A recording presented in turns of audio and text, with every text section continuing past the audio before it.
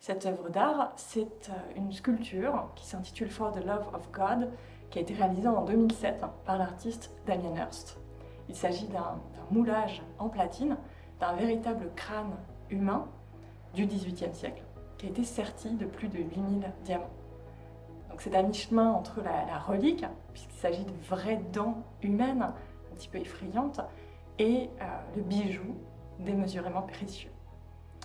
Alors il s'agit ici, en somme, de réinscrire l'art contemporain dans une généalogie de pratiques très ancienne qui lie intimement, de manière presque anthropologique, les représentations artistiques et visuelles et une forme de culte des morts.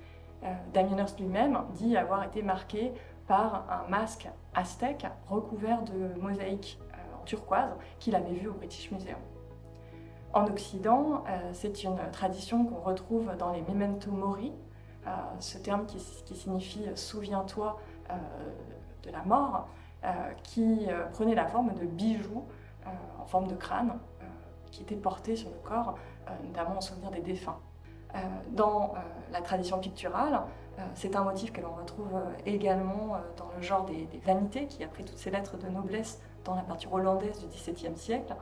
On y voit des crânes mis en scène souvent au sein de natures mortes qui représentent de manière allégorique le temps qui passe, la mort inéluctable et la vanité des passions terrestres, notamment l'accumulation des richesses.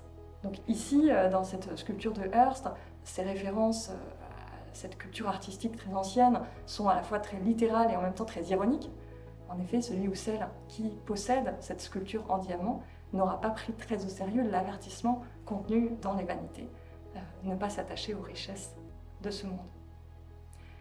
Mais si cette œuvre de Damien Hirst fait référence donc à une culture artistique très ancienne, elle fait tout autant référence à une culture populaire tout à fait contemporaine, celle des subcultures punk, gothique ou métal, qui elles aussi ont fait du crâne un symbole privilégié. Et Damien Hirst est en effet très lié à ces milieux musicaux.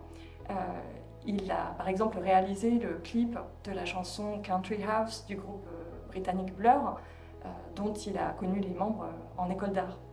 Et dans ce clip, on voit déjà le motif du crâne monumental qui prend une place privilégiée.